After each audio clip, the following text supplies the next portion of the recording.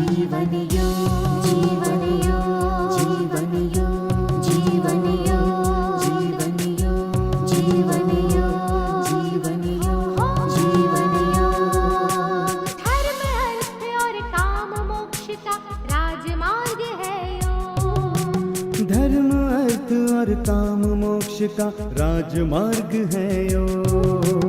चित्त की चंचलता यहाँ मिटे, मन को भीतर शांति मिले, अंतर आनंद प्रकट रहे जब दूर हुआ भवरोग।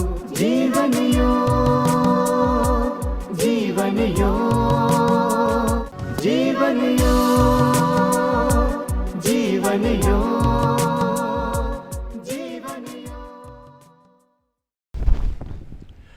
ॐ सहनाववतु सहनौ भुनक्तु सह वीर्यं करवावहै तेजस्विनावधीतमस्तु मा विद्विषावहै। ॐ शान्तिः शान्तिः शान्तिः।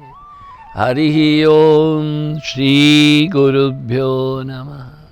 हरिः ओम। गुरु भगवान श्री स्वामी शिवानंद जी महाराज को प्रणाम। परमात्मा के प्रत्यक्ष स्वरूप गुरुदेव श्री स्वामी चिदानंद जी महाराज को प्रणाम। भगवान भाष्यकार को प्रणाम और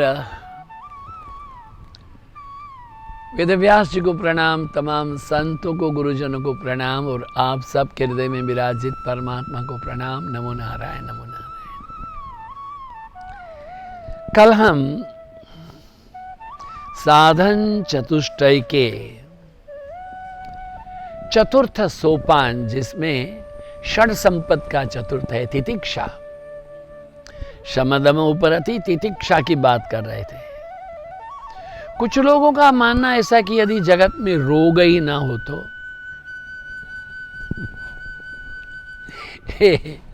गर्मियों के दिन की गर्मी ना हो तो, यदि ठंडी ही ना हो तो, दुनिया में दुख भी नहीं हो तो, जगत में बाघ, सिंह, सांप, बिच्छी, मक्खी, मच्छर नहीं होने पर ये जगत स्वर्ग नहीं बन सकता है क्या? एक इंसान आम के पेड़ के नीचे सो रहा था।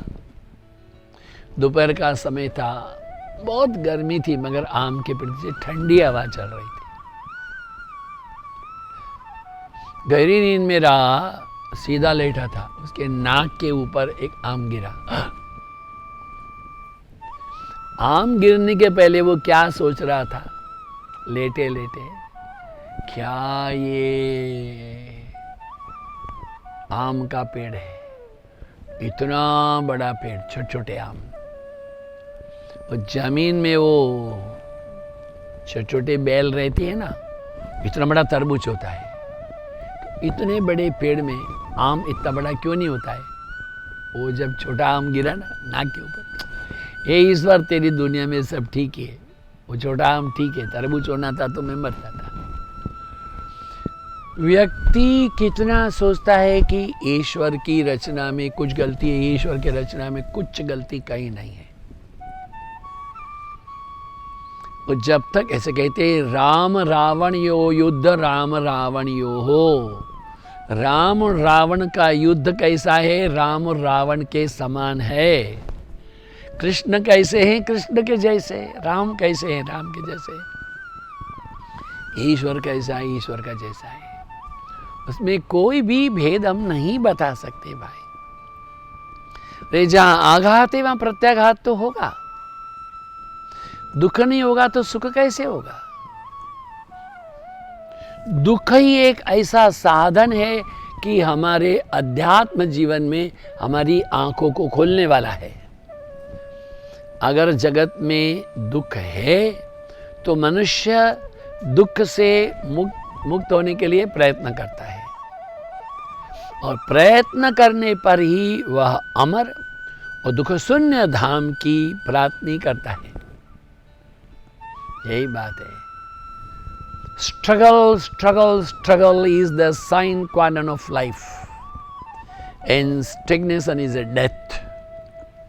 संघर्ष ही जीवन है और स्थगितता मृत्यु है. चरई वैति चरई वैति चरई वैति चराति चरतो भगा. सोना जितना घिसता है, अरे हीरा जितना घिसता है उतनी कीमत ज़्यादा बढ़ती है.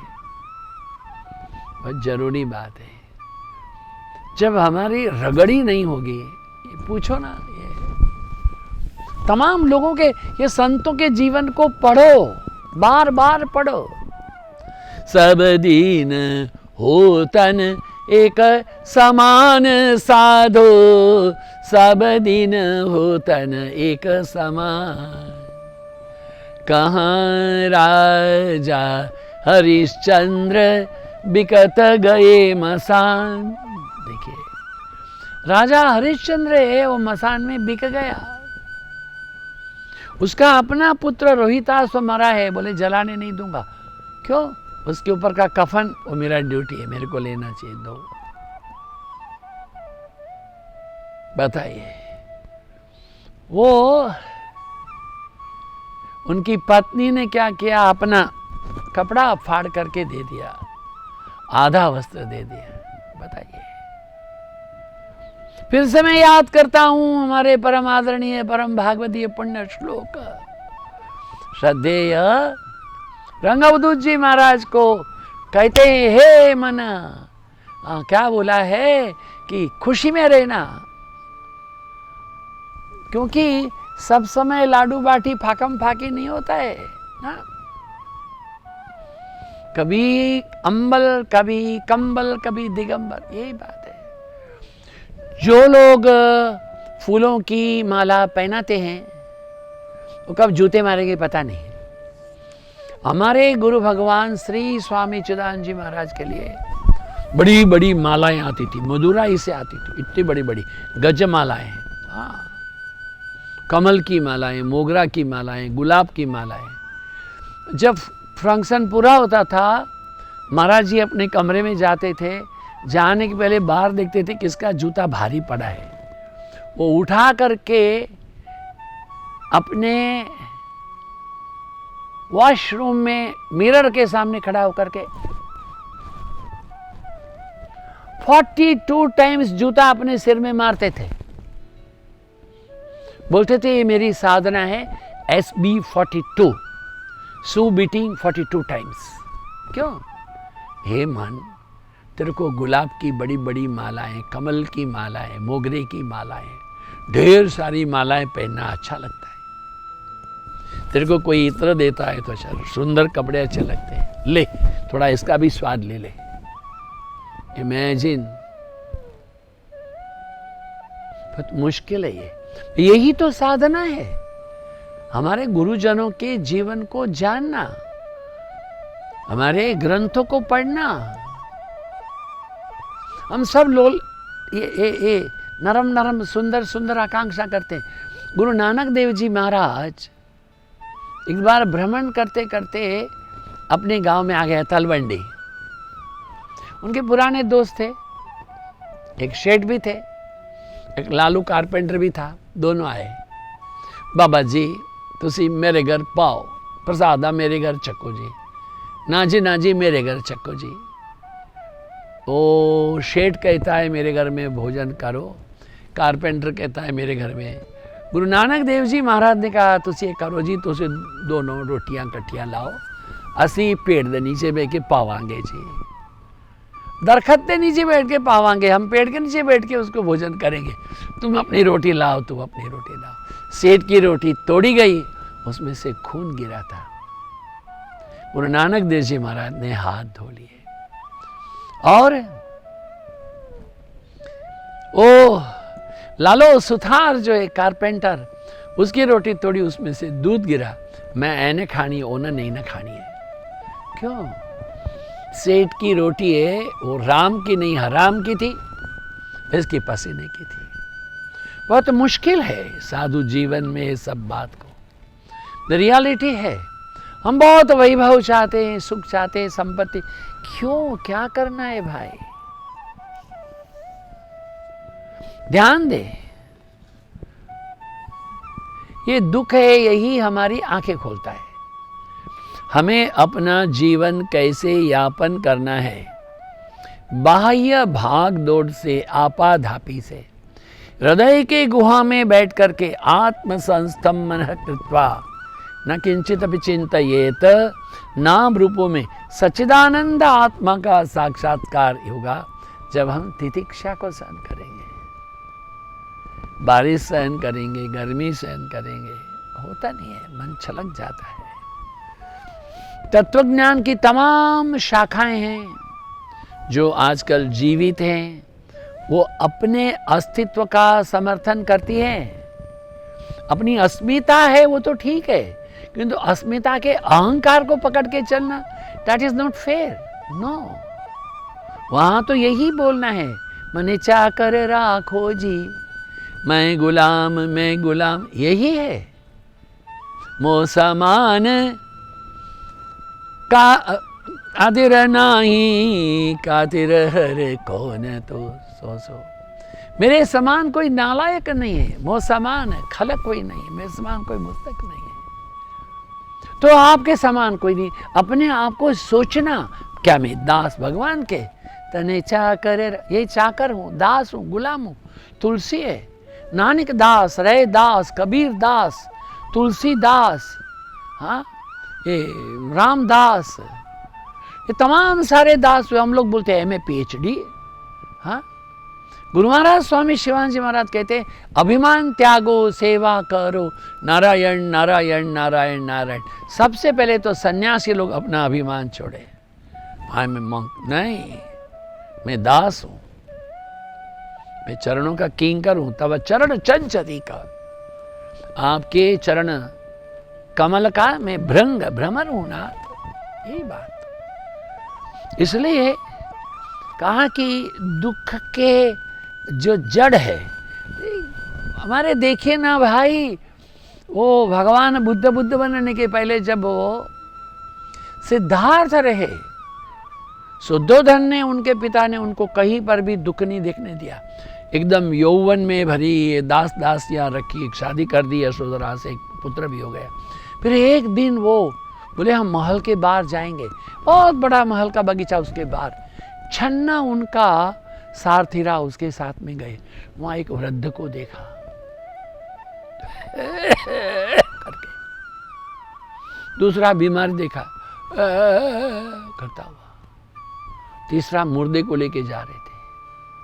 राम राम बोलो भाई, राम। और चौथा एक साधु जा रहा था।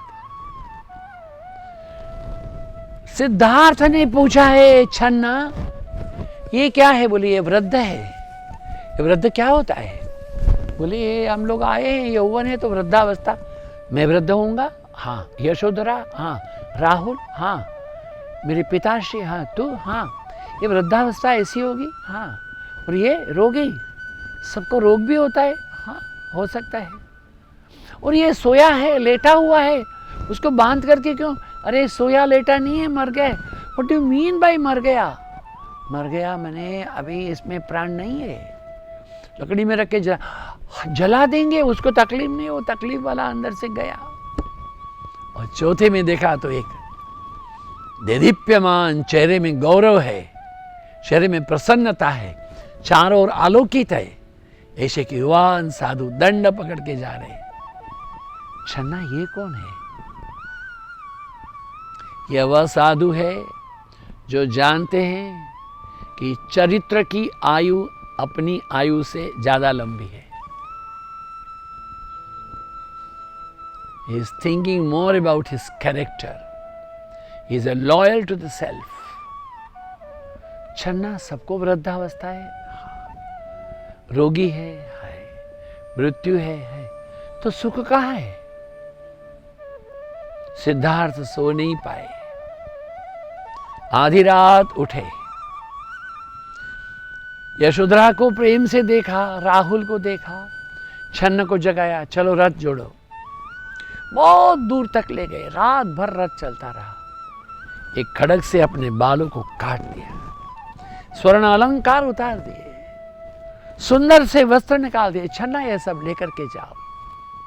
मेरे जीवन का लक्ष्य ये वैभव नहीं है, मेरे जीवन का लक्ष्य क्या है?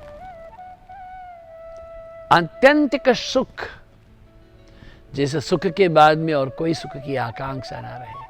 यम लब्ध्वा चा परम लाभम, जिसकी उपलब्धि के बाद में कोई उपलब्धि की आकांक्षा न रहे। That is the total goal of my life, not in this ये जन्म मरण दुख यातना वृद्धावस्था ना छन्न ना, it can't do like this। इसलिए दुख तो रहेगा, संसार है तो कीचड़ भी रहेगा, असंतोष भी रहेगा, अशांति रहेगी, चंचलता भी रहेगी, किंतु इन तमाम से परे रहना है। जागृत में जागृत, स्वप्न में जागृत, सुसुप्ति में जागृत। देखिए ज्ञानी पुरुष है ना, वो कभी बड़बड़ाहट नहीं करते हैं, वो अपने आप को हृदय गुफा में रखते हैं। द्वंद्वातीत, अचल, शाश्वत, साक्षी चैतन्य में स्थिर होने के लिए प्रयत्न करते हैं।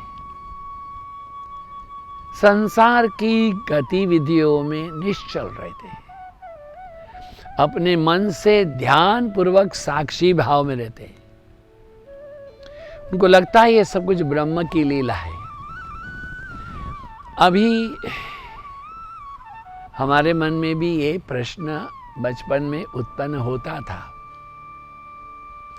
कि यदि ज्ञान की पराकाष्ठा है तो रामकृष्ण परमहंस देव इतना बोलते गए, रामकृष्ण कथामृत हो गया। स्वामी शिवानंद जी महाराज लिखते गए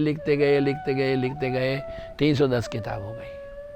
स्वामी विवेकानंद जी महाराज ने दुनिया भर में प्रवचन किए, 8 big volumes Swami Vivekananda complete work. ऐसे ही स्वामी राम तीर्थ, ऐसे स्वामी चिन्मयानंद जी। तो क्या इन लोगों को ब्रह्म ज्ञान नहीं है? है। भगवान श्री रामकृष्ण परमहंस देव कहते हैं कि एक दीवार है इहलोक और परलोक के बीच में। जो साधक हैं, साधना की उच्च स्थिति को प्राप्त करते हैं, वो साधक उस दीवार पर बैठे दीवार के पार के स्वर्ग को देखते हैं। आह, कितनी सुंदर सुगंध है, कितना सुंदर दृश्य है, कितना सुंदर संगीत है, और कूद जाते हैं। क्या कूद जाते हैं? कि वापस उनको नहीं आना है। यद् गत्वा न निवर्तन्ते तद्धाम परमम, कि वो अपनी आत्मा से परमात्मा में तादात्म्य विषयम तयो तद्रूप तदाकार तन्मय हो जाते हैं। और कुछ वो देखते हैं बड़ी देर तक, कहते हैं अरे अच्छा तो है, फिर पीछे भी देखते हैं इन लोगों का क्या। तो मेरे आपके जैसे लोगों के कल्याण के लिए they jump down back to us. वो ज्ञान की, दिव्यता की, भव्यता की, गौरव की, गरिमा की, दीप्यमान चैतन्य की अनुभूति के बाद दे कम बैक टू अस। उस महासमाधि से नीचे आते हैं, आकर के हमारे कल्याण के लिए ये प्रवचन करते हैं, कल्याण के लिए लेखन करते हैं, कल्याण के लिए भ्रमण करते हैं, जिसमें उनका अपना व्यक्तित्व, कोई कामना नहीं है, वासना नहीं है, इच्छा नहीं है, तृष्णा भी नहीं है, क्योंकि उनका अपना मनोनाश हो गया है, उनका अपना मोक्ष हो गया है, मनोलय हो गया है। वह अपने शरीर में होते हुए शरीर से परे है, देहातीत अवस्था है। कहा ना, देह छता जेनी दशा वरते देहातीत। ऐसा गुजरात में एक संत ने कहा है। महात्मा गांधी जी उनको बहुत मानते थे, भवानिया के थे। क्या बोलते हैं? देह होते हुए भी वह देहातीत रह करके अवस्था करता है। बुद्ध के चित्र को देखा, ऑल अस्थि पिंजर था, ऐसा हो गया था बुद्ध। ऐसे ये राजचंद्र जी भी ऐसा, श्रीमद राजचंद्र जी भी ऐसा, पूरा हड्डियाँ हड्डियाँ। हमारा गुरुदेव स्वामी चिदानंद जी महाराज ऐसे हड्डी हड्डी हो गए थे। हाँ, क्या करना है भाई? कहते हैं कि ज्ञानी पुरुष है वो कुछ भी बड़बड़ाहट नहीं करता है, वो क्या बोलता है, ये सब लीला है, ये भगवान की दी हुई योजना है, भगवान के, ईश्वर के कृपा निधान के, सर्जन के अणु अणु में बुद्धिमता है और कुदरत के अनंत नियम में द्वंद्व तो एक गहरी समझ से। देखिए, सूर्य उदय है तो सूर्य अस्त होगा, हाँ, सर्दी है तो गर्मी होनी चाहिए, और कभी कभी तो गर्मी आती नहीं है, सर्दी ही होती है। ऐसा हुआ तो आम पर फूल नहीं बैठते, आम नहीं आते, एक एक दिन में होता है ऐसा। हमारे वलसाड़ में बड़े भगत लोग हैं, वो उन्होंने कहा, स्वामी जी हमने अभी आम के जो बगीचा बिक्री कर रहे हैं। क्यों? बोले 2 साल तो सर्दी ही सर्दी रही, हाँ, गर्मी आई नहीं, तो फिर इतना पूरा 12 महीना उनको देखभाल करने का मतलब क्या? बिक्री कर दिया। अब जो उनको चाय रखे ना, we can't work like that. नहीं, बात है, सर्दी है तो गर्मी भी आनी चाहिए, और गर्मी नहीं होगी तो बारिश कैसे होगी, और बारिश नहीं होगी तो ये धान कैसे पैदा हुआ? धान नहीं पैदा होगा तो आप खाएंगे क्या, मैं खाऊंगा क्या? ये तो एक सर्कल है, वो तो होना चाहिए। इसलिए शरद है, हेमंत है, शिशिर है, तमाम कुछ, वसंत भी है, क्या कहा, ये ऋतु भी है, आवागमन, ये द्वंद्व जो है। तो इसलिए ये जो सांप है, बिच्छू है, इनका भी अपना अपना कर्तव्य, और ये भी तितिक्षा है इनके साथ में रहना। मैं क्या बताऊं आपको बात, भाई बताओ। हमारे गुरुदेव श्री स्वामी चिदानंद जी महाराज का 68th बर्थडे था, 60वां। अभी शिवानंद आश्रम में जो समाधि मंदिर है, वो समाधि की जो छोटी मंदिर है वही थी, बाहर का जो सभाखंड है वो नहीं था, टीन शेड था। स्वामी जी का जन्मदिन में काफ़ी सारे भक्त लोग हैं, सैकड़ों हजारों लोग भक्त हैं। कोई संगीत कर रहा है, कोई नृत्य कर रहा है, कुछ नाटक कर रहा है, बड़े बड़े मंडलियाँ आती थी। स्वामी जी महाराज पूरे ऐसे बैठे हैं।